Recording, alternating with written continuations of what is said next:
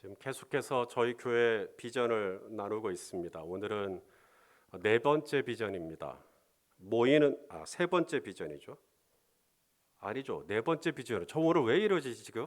이게 셋째 주인지 넷째 주인지 세 번째인지 네 번째인지 이게 제가 은근히 긴장이 됐나 봐요 지금. 자, 네 번째 비전입니다. 목장으로 모이는 교회라고 하는 비전을 나누도록 하겠습니다. 저는 오늘 두 가지로 말씀을 드릴 거예요. 하나는 목적입니다. 우리가 목장으로 모이는 이유가 뭐냐, 목적이 뭐냐, 이걸 나눌 거고요.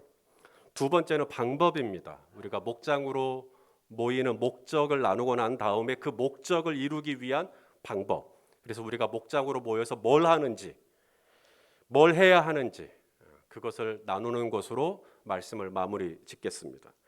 자, 먼저 목적입니다. 연립회대교회가 왜 그렇게 목장 모임을 강조하고 연립회대교회는 목장 모임에서 무엇을 기대하고 또 무엇을 원하는지 우리 오늘 본문 3절 말씀을 같이 읽도록 하겠습니다. 3절입니다. 시작. 우리가 보고 들은 바를 너희에게도 전함은 너희로 우리와 사귐이 있게 하려 함이니 우리의 사귐은 아버지와 그의 아들 예수 그리스도와 더불어 누림이라. 자, 두 가지 단어를 주목하려고 합니다. 하나는 사귐이라는 단어입니다. 표시하실 수 있으시면 표시를 하셔도 좋습니다. 그다음 또 하나는 이 3절의 끝부분에 있는 누림이라는 단어입니다. 누림이라. 사귐이 있게 하려 합니다. 누림이라.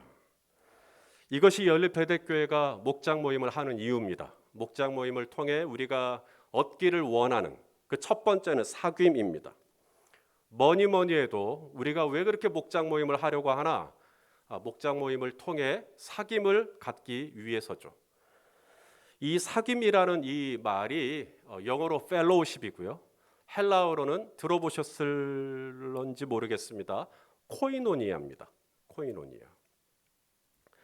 오늘 본문을 쓴 이 사도 요한이 이 초대교회에게 지금 요한 1서라고 하는 이게 요한이 보낸 첫 번째 편지라는 이야기입니다. 요한 1서, 두 번째 편지 요한 2서, 세 번째 편지 요한 3서 이렇게 되는 건데 왜 초대교회에게 사도 요한이 편지를 보냈나? 너희로 우리와 사귐이 있게 하려 함이라. 편지를 보낸 이유. 너희로 우리와 사귐이 있게 하려 함이라.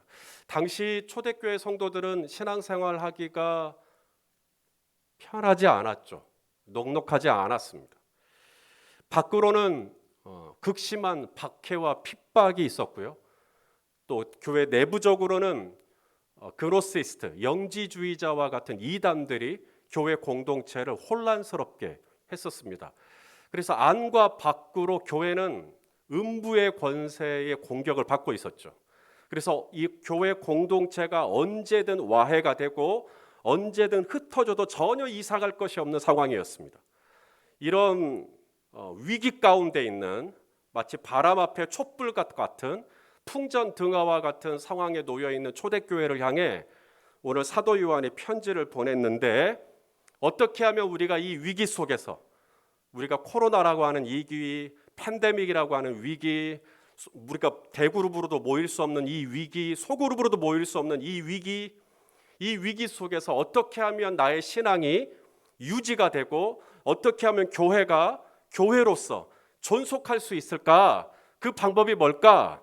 바로 너희로 우리와 사귐이 있게 하려 합니다. 무슨 말이냐면 성도가 성도 간에 사귐이 있을 수만 있다면 교회는 유지된다. 이겁니다. 성도와 성도가 사귐이 없으면 교회는 유지될 수 없다는 이야기도 됩니다.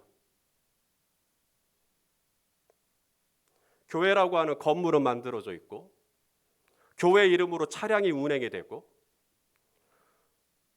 교회 주보를 만들 수도 있죠. 프로그램을 만들 수도 있어요. 그래 다 해도 성도가 없다면, 성도는 있는데 성도 간에 사귐이 없다면, 성도 간에 교제가 없다면 교회로 지켜질 수가 없습니다. 그래서 오늘 사도 요한은 초대교회에게 편지를 쓰면서 내가 오늘 이 편지를 너희 교회에 쓰는 이유가 있다. 너희로 우리와 사귐이 있게 하려 합니다. 당시 초대교회는 핍박 가운데 있었기 때문에 대그룹으로 모일 수가 없어요. 다시 말해 회당이나 이런 데서 사람들 눈에 띄게 모일 수가 없었습니다. 모이면 출교당하니까요. 모이면 돌맞이니까요. 그러면 어떻게 해요? 대그룹으로 모일 수가 없는데 방법은 대안은 딱 하나, 소그룹입니다. 그래서 초대교회는 오늘 우리가 알고 있는 무슨 건물을 가진 그런 교회가 한 군데도 없었습니다. 초대교회는 전부 다 교회가 어디에 있었냐면 집에 있었어요. 우리 로마에 있는 교회도 마찬가지입니다. 우리 로마에 있는 교회, 우리 로마서 16장 3절과 5절을 같이 한번 읽겠습니다. 시작. 너희는 그리스도 예수 안에서 나의 동역자들인 브리스가와 아굴라에게 문안하라. 또 저의 집에 있는 교회에도 문안하라. 자, 그러니까 아굴라와 브리스길라의 집에 뭐가 있었다는 거예요? 교회가 있었다는 이야기죠. 사도 바울이 로마서를 썼어요. 로마서라는 말은 로마에 있는 교회에게 편지를 썼다는 이야기입니다. 우리가 로마 교회에게 편지를 썼다 그러니까 로마 교회라고 하는 어떤 큰 건물을 가진 그런 대형 교회를 생각하기 쉬운데요. 그게 아닙니다. 바울이 로마서를 썼고 그 로마서를 받았던 로마 교회란 로마 교회라고 하는 자체 건물을 가진 교회가 아니라 로마에 흩어져 있던 집에서 모이던 교회에게 쓴 편지라는 얘기입니다.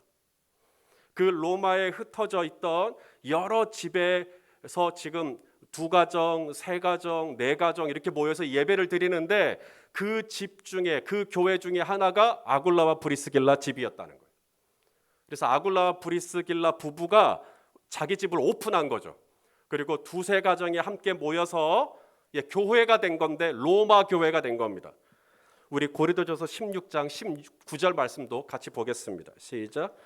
아시아의 교회들이 너희에게 문안하고 아굴라와 브리스가와 그 집에 있는 교회가 주 안에서 너희에게 간절히 문안하고. 아굴라와 브리스가를 이야기할 때 항상 따라다니는 그 집에 있는 교회, 그 집에 교회가 있어요. 아굴라 부부는 자기 집을 오픈하고 그 집에서 2-3가정이 모여서 거기서 은밀하게 거기서 예배하고 거기서 하나님을 높이고 그런 교회였다는 거예요. 거기가 로마 교회였어요. 자, 골로새서 4장 15절도 같이 읽겠습니다. 시작. 라오디게아에 있는 형제들과 눈바와 그다음 뭐예요? 그 여자 눈바라고 하는 그 여자의 집에 있는 교회에 문안한다. 교회가 어디 있어요? 교회라고 하는 자체 건물이 아닙니다. 집에 있어요. 소그룹으로 모이고 있는 겁니다. 자, 빌레몬서 1장 2절도 같이 읽겠습니다. 시작. 자매 아비아와 우리와 함께 병사된 아키뽀와 그다음에 내 집이라는 말은 지금 빌레몬서니까 빌레몬 그의 집에 있는 교회에 편지한다. 빌레몬의 집에 빌레몬 형제가 집을 오픈한 거죠. 그리고 그 집에 2-3가정이 함께 모여서 예배를 드리고 교회가 되었다라고 하는 겁니다. 극심한 외부의 핍박을 받고 있던 초대교회는 대그룹으로 모이고 싶어도 모일 수가 없어요. 그들이 교회라고 하는 이 공동체를 유지할 수 있는 유일한 대안은 소그룹밖에 없습니다. 그럼 소그룹을 어떻게 모여요? 집으로 들어가는 방법밖에 없어요. 그래서 2-3가정이 2가정, 3가정이 함께 모여서 거기서 예배를 드리고 그곳이 교회가 됐던 거예요. 누군가의 집에 편안하게 모일 수 있으려면 대그룹으로 모일 수가 없어요. 최소 2가정 혹은 3가정, 4가정이 함께 모여서 그 가정 안에서 예배를 드리는. 왜 우리가 그렇게 모이는 거예요? 바로 그걸 통하여서 너희로 우리와 사귐이 있게 하려 함이라. 이것이 열린배대교회가 목장으로 모이는 첫 번째 이유입니다. 우리가 모여서 뭘 하는가? 서로 사귀자는 거예요. 그 안에서 성도 간의 사귐이 있게 하려 합니다. 이것이 첫 번째 목적입니다. 자, 2번째 목적이 있습니다. 우리가 왜 그렇게 목장으로 모이는가? 오늘 본문 3절에 보니까 바로 누림, 하나님 안에서 누림을 얻기 위함이다 라고 말씀합니다. 성도와 성도 간의 사귐이 먼저 나오고요. 하나님 안에서의 누림이 다음으로 나옵니다. 하나님과의 관계가 먼저가 되고 성도와의 사귐이 그 다음이 돼야 할 것 같은데, 사도 요한은 성도와 성도 간의 사귐이 있고 그 다음에 나와 하나님과의 관계 안에서 누림이 있다. 이 순서를 그렇게 배치를 해놨어요. 이거 잘못된 거 아닙니다. 사도 요한이 착각한 거 아니에요. 이거 정확한 겁니다. 나와 하나님과의 관계가 아무리 좋아도 옆에 있는 성도와의 관계가 좋지 않으면 하나님 안에서의 누림이 있을 수가 없습니다. 옆에 있는 성도하고 불화를 하고 있는데, 옆에 있는 성도와 사이가 안 좋은데 어떻게 하나님 안에서의 누림이 있을 수가 있겠어요? 그러니 먼저는 성도 간의 사귐, 성도 간의 코이노니아가 일어나고 그 다음에 그 기쁨과 그 은혜가 하나님 안에서의 누림으로 이어지는 것이죠. 이것이 우리가 목장으로 모이는 이유입니다. 성도 간의 사귐을 갖고 그 기쁨과 그 은혜를 가지고 하나님 안에서 자유를 누리고 하나님 안에서 은혜를 누리는 바로 이 누림으로 가는 것이죠. 예수님이 가르쳐 주신 주기도문도 보면 우리가 우리에게 잘못한 사람을 용서한 것 같이 우리가 우리에게 잘못한 사람, 옆에 있는 사람과의 관계죠. 옆에 있는 사람과의 관계를 풀면 우리의 죄를 용서하여 주시고 이렇게 나가거든요. 그러니까 내 옆에 있는 성도와의 관계가 좋으면 이것이 나하고 하나님 사이의 관계에도 영향을 미친다는 거예요. 예수님이 마태복음 5장 23절 24절에 그런 말씀을 하셨습니다. 우리 한번 읽어보시죠. 시작. 그러므로 예물을 제단에 드리려다가 거기서 내 형제에게 원망 들을 만한 일이 있는 것이 생각나거든 예물을 제단 앞에 두고 먼저 가서 형제하고 화목하고 그 후에 와서 예물을 드려라. 사도 요한의 순서는 틀리지 않았어요. 우리가 왜 그렇게 소그룹으로 모여야 되는가? 왜 아굴라의 집에 모이고, 왜 아키뽀의 집에 모이고, 왜 빌레몬 형제의 집에 모이고, 왜 num바와 그 자매의 집에 모이고, 우리가 왜 그렇게 모여야 되는가?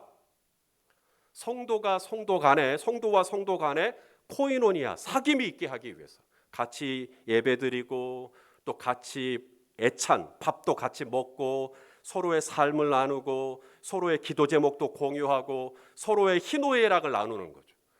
펠로우십이 일어나는 겁니다. 그러면 이것이 어디로 가느냐? 나와 하나님과의 관계 안으로 흘러가요. 그래서 내가 하나님 앞에서 누리게 돼요. 은혜를 누리고 자유를 누리고. 이게 끝이 아닙니다. 우리가 목장 모임을 왜 해야 하는가? 첫째는 사귐, 둘째가 누림인데 세 번째 이유가 있습니다. 바로 충만입니다. 오늘 본문 4절에 충만이라는 단어가 나옵니다. 우리 4절 말씀을 같이 한번 읽겠습니다. 시작. 우리가 이것을 쓰면, 이것을 썼다는 말은 요한 1서, 이 편지를 지금 쓴 거예요. 교회에게.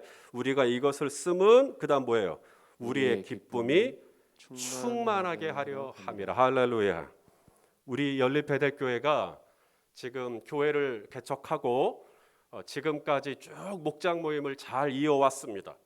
왜 이렇게 연립배달교회는 목장 모임을 강조하는가?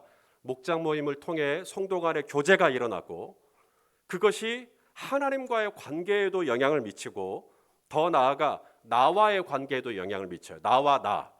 그래서 내 속에서 이 기쁨이 충만하게 하려 함이라. 여기서 이 충만이라는 단어는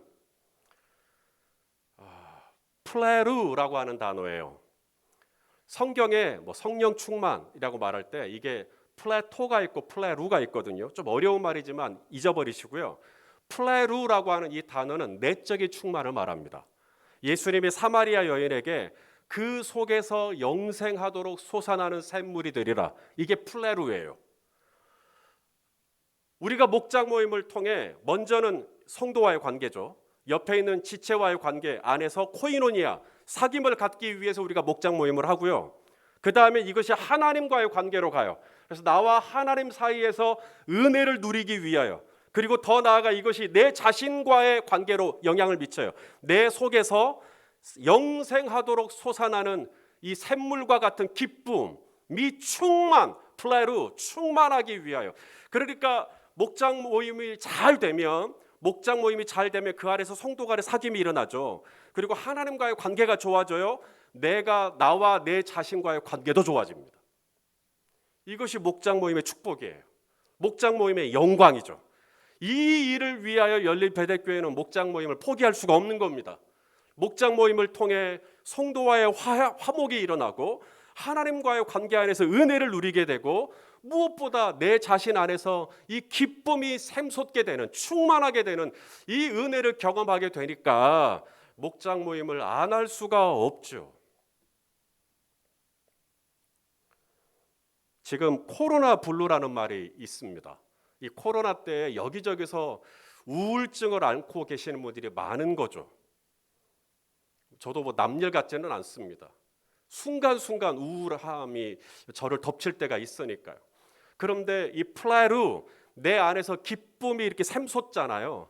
그 속에서 영생하도록 솟아나는 샘물과 같은 기쁨이 내 속에서 차오르게 되면 내 지금 옆에 있는 상황이 지금 팬데믹이라 할지라도 무화과 나무 열매가 없고 감람나무에도 열매가 없고 포도나무에도 열매가 없고 논밭에 지금 식물이 없고 우리의 양이 없고 외양간에 소가 없어도 내 상황이 그렇게 다 없어도 내 속에서 영생하도록 솟아나는 샘물과 같은 기쁨이 있으면 이 모든 여건과 상황과 처지와 이 모든 환경을 초월하는 하나님의 영적인 기쁨이 저와 여러분 안에 있게 될 줄로 믿습니다.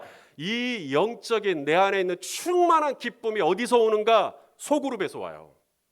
소그룹이 잘 되면, 그래서 두세 가정이 함께 모여서 그 안에서 충만한 하나님의 기쁨을 누리게 되면 이것이 내 속에서 영생하도록 솟아나는 샘물이 된다니까요.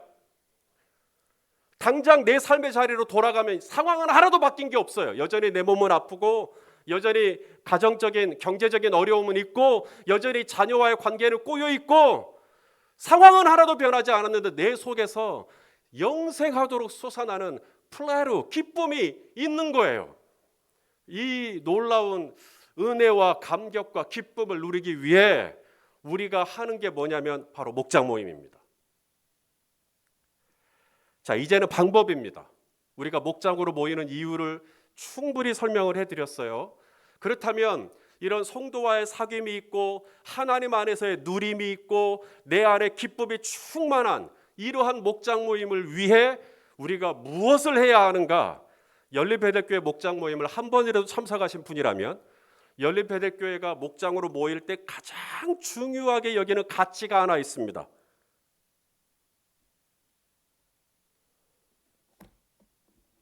바로 말씀이죠. 생명의 말씀. 오늘 사도 요한의 표현대로 하면 생명의 말씀. 이것이 우리가 목장으로 모일 때 가장 중요하게 여기는 가치예요. 오늘 본문 1절 말씀을 또 한번 읽어보겠습니다. 시작. 태초부터 있는 생명의 말씀에 관하여는 우리가 들은 바요, 눈으로 본 바요, 자세히 보고 우리의 손으로 만진 바라. 우리가 성도 간에 사귐이 있고 그래서 나와 하나님과의 관계 안에서 은혜를 누리고 이것이 또 나와 내 자신과의 관계 안에서 정말 영생하도록 솟아나는 샘물과 같은 기쁨을 충만하게 경험하기 위해서 성도가 모일 때 아굴라와 브리스가의 집에 모일 때 또 빌레몬의 집에 모일 때 눈바와 그 자매의 집에 모일 때 우리가 모여서 무슨 얘기를 하는가? 이거 갖고 얘기해요. 이거 말씀 가지고 얘기하는 거예요. 이것은 제 이야기가 아니라 성경에서 초대교회 성도들이 이미 그렇게 하고 있어요. 우리 초대교회 성도들이 어떻게 모였는가를 보겠습니다. 사도행전 2장 42절입니다. 읽어보시죠. 시작. 여기서 그들은 초대교회 성도들입니다. 그들이 사도의 가르침을 받아 서로 코이노니아, 여기 서로 사도의 가르침을 받아 서로 교제하죠. 그 다음에 떡을 떼며 오로지 기도하기를 힘쓰니라. 서로 교제하는 게 먼저 나오죠. 그리고 하나님과의 관계 안에서 기도가 그 다음 나옵니다. 그런데 이 모든 성도 간의 사귐이 있고 서로 떡을 떼고 애차를 나누고 또 하나님 안에서 기도를 하고 하나님의 은혜를 누리려고 할 때 우리가 무엇을 가지고 그런 교제를 나눌 거냐? 사도의 가르침을 받았다는 거예요. 생명의 말씀을 먼저 받았다는 거예요. 생명의 말씀을 받고 그 은혜를 가지고 성도 안에 모여서 교제를 나눴다는 거예요. 골프를 동호회가 있죠. 골프 동호회는요, 골프 잘 치시면 돼요. 등산 동호회는 등산 잘 타면 되고요. 자전거 동호회는 자전거 잘 타면 돼요. 교회는, 성도들의 모임은 말씀 가지고 얘기하는 것입니다. 내가 받은 이 말씀이 생명이잖아요. 이 말씀이 생명이 돼가지고 그 생명을 공유하는 곳이 성도 간의 모임이에요. 세상적인 얘기하는 거 아닙니다. 정치 얘기하는 건 더더욱 아니고요. 뭐 동성애가 어떻다, 뭐 페미니즘이 어떻다, 아니요. 그런 얘기 별로 환영하지 않습니다. 열린배들교회 목장 모임. 열린배들교회 목장으로 모여서 우리가 정말 성도 간의 교제가 있고 하나님 안에서의 누림이 있고 내 자신 안에서 기쁨이 충만하기 위해서 우리가 무엇에 집중해야 하는가? 사도의 가르침, 생명의 말씀에 관하여, 이 생명의 말씀이 내 안에 생명이 되고 말씀이 내 안에 기쁨이 되고 말씀이 내 안에 힘이 되었던 것을 서로 공유하는 거예요.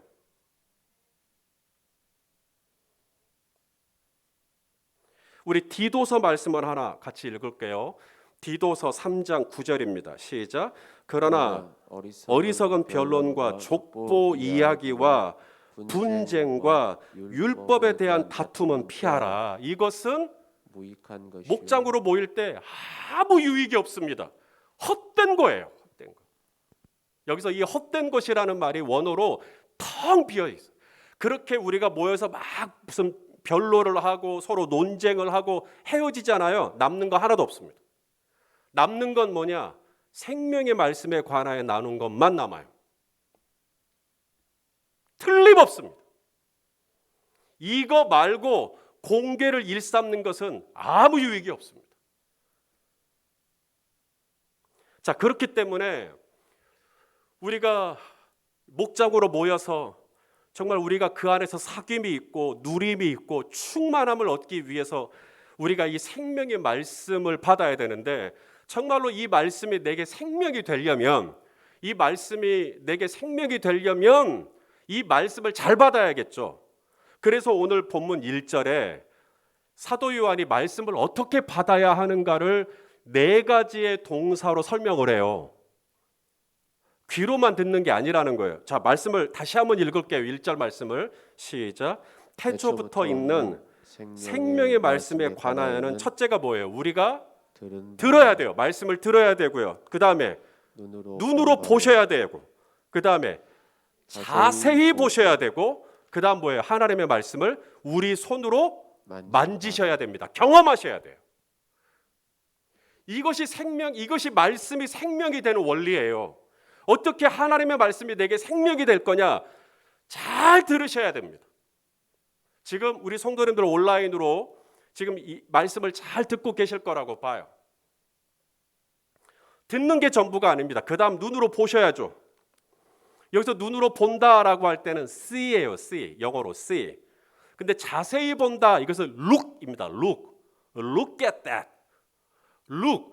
지금 우리 성도님들이 지금 모니터를 통해서 지금 설교하는 저를 보고 있죠. see, 보고 있어요.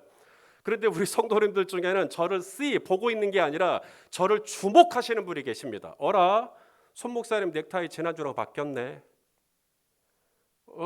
소리선 목사님 헤어스타일이 뭐 바뀌었네. 혹시 그런 분도 계실까? 소리선 목사님 손톱 길었네. 이게 뭐냐면 좀 더 자세히 보는 거예요. 주목하는 거예요. 우리가 하나님의 말씀을 귀로 듣는 게 아니라 눈으로 보고, 눈으로 보되 자세히 보는 거예요. 그러면 말씀이 내 안에 생명이 되는 겁니다. 근데 이게 끝이 아니에요. 그 다음에 어디로 가냐면 손으로 만지셔야 됩니다. 이거 터치, 이건 경험이에요. 하나님의 신실함에 대해서 귀로 들어요. 하나님의 신실함에 대해서 눈으로 봐요. 이게 끝이 아닙니다. 하나님의 신실하심을 경험하셔야 됩니다. 정말 우리 하나님 신실하시네. 정말 우리 하나님 선하시네. 하나님의 공급하심 귀로 들을 수 있어요. 아멘 할 수 있어요. 귀로 들으면 얼마나 좋아요. 근데 그게 끝이 아니에요. 말씀을 통해 하나님의 공급하심을 읽어요. 눈으로 봐요. 주목해서 봐요. 그게 끝이 아니라 하나님의 공급하심을 내 삶에서 경험해 보는 거예요. 만져보는 거예요. 아, 하나님이 나를 지키셔. 이것을 머리로만 아는 게 아니라 이것이 손으로 만짐봐라. 하나님이 정말 나를 지키시는구나. 아, 하나님이 나를 치유하시는구나. 하나님의 능력, 하나님의 치유를 귀로 듣는 게 아니라 눈으로만 보는 게 아니라 내가 손으로 만져보는 거죠. 이렇게 되면 말씀이 생명이 됩니다. 말씀이 생명이 되면요, 생명, 살아있는 모든 것은 가만히 있을 수가 없어요. 살아있기 때문에. 살아있는 모든 것은 뭔가 움직이게 돼 있습니다. 마찬가지로 말씀이 내 안에 생명이 되고 사도의 가르침이 내 안에 생명이 되면 내 안에서 이걸 가만히 둘 수가 없어요. 그래서 어디로 가요? 목장 모임에 가서 단톡방에 은혜를 나누는 거예요. 나 이런 은혜가 있었다고. 오늘 하나님이 나의 삶 가운데 어떻게 개입하셨고, 하나님이 어떻게 나의 삶을 채우셨고, 하나님이 어떻게 내 자녀를 인도하셨고, 하나님이 어떻게 나를 만지시고 나를 치유하시고 나를 자유케 하셨는지, 그 은혜, 하나님의 말씀이 내 안에 생명이 됐기 때문에 그 생명은 약동하는 에너지가 있어요. 가만히 있을 수가 없어요. 그래서 이것을 지체들에게 나누고 싶은 거예요. 그래서 함께 모여 그 은혜를 나눕니다. 그러면 어떻게 되는지 아세요? 말씀이 풍성해지기 시작하죠. 자, 오늘 본문을 보십시다. 서로 나누기 시작해요. 2절입니다. 1절은 생명의 말씀을 받는 법에 대해서, 그리고 2절은 생명의 말씀을 나누는 것에 대해서 이야기를 합니다. 2절을 같이 한번 읽을게요. 시작. 이 생명이 나타내신 바 된지라. 이 영원한 생명을 우리가 보았고, 그 다음 뭐예요? 증언하여 너희에게 전하노니 이는 아버지와 함께 계시다가 우리에게 나타내신 바 된 이시니라. 자, 여기도 우리가 주목할 동사가 두 가지가 있어요. 우리가 보았는데, 하나님의 말씀을 보았는데 그 다음에 이것을 내가 증언한다. 내가 증언한다. 이 단어. 그 다음에 이것을 내가 너희에게 proclaim, 전한다. 여러분, 증언이라는 이 단어는 마리테오라는 단어인데 이것은 법정 용어입니다. 판사가 법정에서 어떤 사안을 재판을 하려고 할 때 증언을 세워요. 그리고 증언을 듣고 그 증언의 내용을 참작해서 결정을 내려요. 그러니까 증언이 굉장히 중요하죠. 증언은 진실해야 합니다. 증언은 법적인 효력을 가지고 있어요. 힘을 가지고 있어요. 그래서 증언을 하게 되면 그 증언 때문에 누군가가 죽기도 하고 그 증언 때문에 누군가 살기도 해요. 이게 마리테오입니다. 이 마리테오에서 오늘날 순교자 마리터가 나온 거예요. 그러니까 이 증언이 굉장히 중요합니다. 근데 이 증언을 언제 하느냐? 1절, 하나님의 말씀을 들었고 눈으로 보았고 자세히 보았고 손으로 만진바라.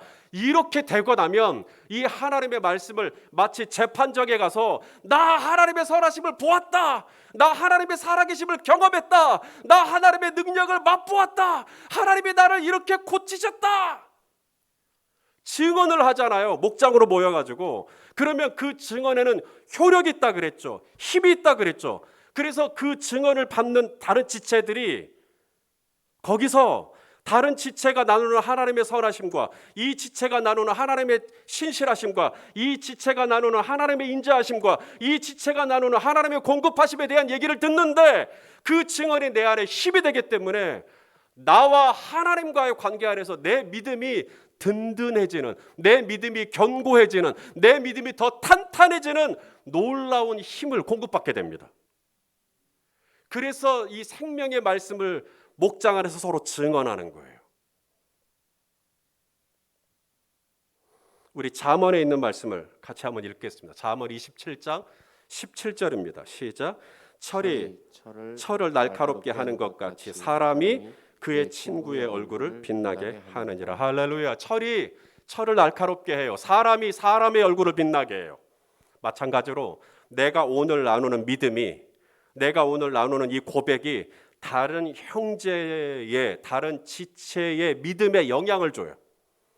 그래서 내가 오늘 믿음의 고백을 나누면 다른 형제의 믿음을 빛나게 한다, 이 말입니다. 다른 형제의 믿음을 세워준다는 이야기예요. 나는 내가 경험한, 내가 눈으로 보았고 내가 자세히 주목했고 내가 손으로 만졌던 하나님의 은혜를 증언했어요. 그런데 이것이 다른 지체들의 믿음을 강화시켜 준다는 거예요. 빛나게 해줘요. 이것이 목장 모임의 축복입니다. 이 좋은 목장 모임이기에 연립배대교회 목장 모임 한 번도 참석 안 하신 분은 계실지 모르지만 한 번만 참석해 보신 분은 없다는 얘기를 제가 들었어요. 이 좋은 목장 모임을 지금 하지 못한 지 3년째가 돼갑니다. 코로나로 인하여서 우리가 정부의 방역 지침을 또 준수해야 하니까 우리가 제대로 모일 수가 없죠. 오프라인으로 당연히 만날 수도 없고 온라인으로 줌으로라도 만나려고 했지만 그조차도 어려웠습니다. 겨우 카톡에 있는 단톡방 하나 남겨는 놨는데 이 단톡방에 내가 경험하고 내가 만난 하나님의 은혜를 구구절절히 적어서 올린다라는 게 얼마나 어렵습니까? 그러니 당연히 이 모임 자체도 거의 어렵죠. 성도 간의 사귐이 없습니다. 펠로우십이 끊어졌습니다. 사귐이 줄어드니 나와 하나님과의 관계 안에서 은혜를 누리는 일도 줄었습니다. 사귐이 주니까 누림도 줄고 누림이 주니 내 안에서 영생하도록 솟아나는 샘물과 같은 기쁨이 충만하지 못하죠. 기쁨이 충만한 것 대신에 이제 염려가 충만하고 걱정이 충만하고 갈등이 충만하고 미움이 충만하고 꼬라지가 충만해지게 되죠. 지금 그렇게 돼버렸습니다. 올해도 코로나는 여전히 강세입니다. 특별히 오미크론이라고 하는 변종 바이러스가 출현해서 지금 온 나라를, 온 열방을 초토화시켜버렸습니다. 연립배대교회를 개척하고 지금 18년째인데요. 제가 그동안 목회하는 가장 큰 동력은 목장 모임이었습니다. 또한 우리 성도님들 또한 이 교회에서 신앙생활을 할 때 가장 큰 자원을 얻는 출처가 어디냐? 다 목장 모임이라고 얘기했어요. 그런데 이 목장 모임이 큰 동력을 잃어버렸습니다. 마치 제가 목회를 하고는 있지만 산소통을 착용하지 않고 물속에서 헤엄치고 있는 느낌입니다. 작년에 엘리야가 로뎀나무 안에 쓰러져 죽기를 간청했다고 했는데 제가 우리 목자 목녀 밴드에 솔직하게 올렸어요. 저도 작년에 목회 그만두고 싶다고 하나님 앞에 뗐었습니다. 이 넉넉하오니 주여 저에게 한 말씀만 하시면 저 연립배대교회 사임하고 이 교회는 새로운 리더가 와서 새로운 분위기 속에서 이 교회가 코로나 속에서 성장하게 하소서. 그게 저의 기도 제목이었어요. 담임 목사인 제가 이 정도인데 목장을 맡고 있는 목자 목녀는 얼마나 더 힘들었겠어요. 그래서 사실 올해 많은 목자와 목녀들이 그 직분을 내려놓았습니다. 지금 작년이 23개, 청년까지 24개, 절반 이상이 되는 목자와 목녀가 그 직분을 내려놓았어요. 지금 큰일 났습니다.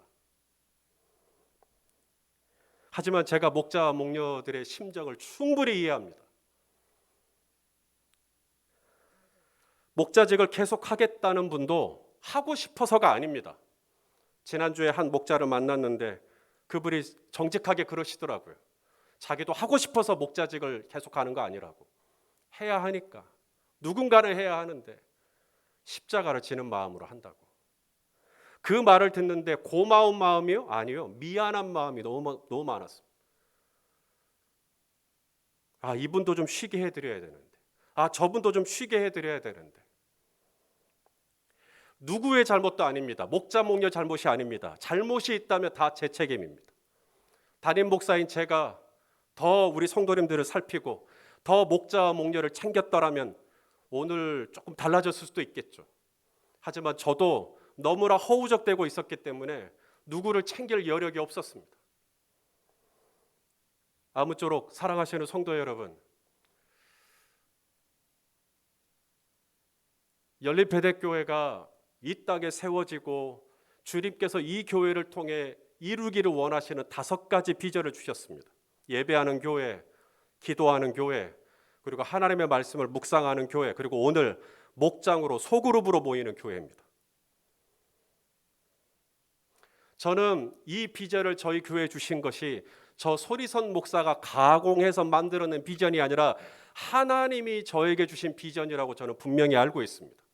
그러니 지금의 현실은 조금 암담하고 지금의 현실은 걱정이 많겠지만 하나님께서 주신 이 목장으로 모이는 비전을 저는 그분의 열심으로, 하나님의 열심으로 하나님께서 맡아서 책임져 주시리라고 저는 믿고 있어요. 오늘 아침에도 기도했습니다. 하나님, 저 염려하지 않겠습니다. 걱정하지 않겠습니다. 제가 이러한 상황들을 놓고 우울해하고 처져 있다면 원수 마귀만 좋아할 뿐이죠. 저는 염려하지 않겠습니다. 성경은 우리에게 권고합니다. 아무것도 염려하지 말고 오직 모든 일에 기도와 간구로 너희 구할 것을 감사함으로 아뢰라고. 그래서 감사하기로 결정했습니다. 하나님 감사합니다. 저희 교회에 이 비전을 주신 것을 감사합니다. 성도 간의 사귐이 있고 하나님 안에서의 누림이 있고 내 속에서 기쁨이 충만한 이 목장 모임이라고 하는 이 비전을 저희에게 주신 걸 감사합니다. 하나님, 계속해서 이 목장 모임이 이 코로나 때에 지속될 수 있도록 저희에게 창의적인 방법을 허락하여 주시고 목자 목녀들 예비되신 주님의 종들이 있다면 주여 그분들을 세우셔서 계속적으로 이 교회가 소그룹으로 모이고 가정별로 모이고 그래서 코로나 때 여전히 교회가 교회될 수 있도록 하나님 축복해 주십시오라고 기도하고 있습니다. 사랑하시는 성도 여러분, 걱정하지 마십시오. 열린배대교회 망한 거 아닙니다. 열린배대교회 앞으로도 우리 하나님께서 여기까지 세워주셨거니와 앞으로도 이 교회를 주님이 지속적으로 붙들어 주시고 이 교회가 정말 교회됨의 생명을 지속할 수 있도록 목장으로 모이는 교회가 지속될 수 있도록 우리 하나님께서 반드시 붙들어 주시고 챙겨 주실 줄로 믿으시면 아멘 해 주십시오. 아멘 해 주셔서 감사합니다. 걱정하지 마시고 이 교회가 계속해서 성도 간의 모임을 지속함으로 그래서 그것이 하나님 안에서 은혜를 누리고 이것이 내 속에서 영생하도록 솟아나는 샘물과 같은 기쁨으로 충만한 목장 모임이 금년 한 해도 여러 모양으로 여러 방법으로 지속될 수 있도록 주님께서 그렇게 은혜 주시기를 주님의 이름으로 축원합니다. 기도하겠습니다. 존귀하신 아버지 하나님, 저희 열린배대교회를 축복하여 주시옵소서. 이 목장으로 모이는 소그룹으로 모이는 이 놀라운 가치를 포기하지 않겠습니다. 초대교회가 교회 안과 밖으로 큰 위기를 맞이했지만 끝끝내 그 교회가 지속될 수 있었던 것처럼 저희 교회도 이 팬데믹 시대에 코로나라고 하는 큰 위기를 맞이했지만 주님은 이 모든 위기를 뚫고 저희가 소그룹으로 모일 수 있도록 목장으로 모일 수 있도록 여러 방법들과 또 여러 사람들을 세워주실 줄로 믿습니다. 주님, 이 시간 우리가 비대면으로 예배합니다. 이 고난의 때에 저희 교회가 소그룹으로 모여서 성도 간의 코이노니아를 갖고 하나님 안에서 은혜를 누리고 성령으로 충만케 되는 은혜가 있도록 주님 축복하여 주시옵소서. 감사드리고 예수님의 이름으로 기도하옵나이다. 아멘.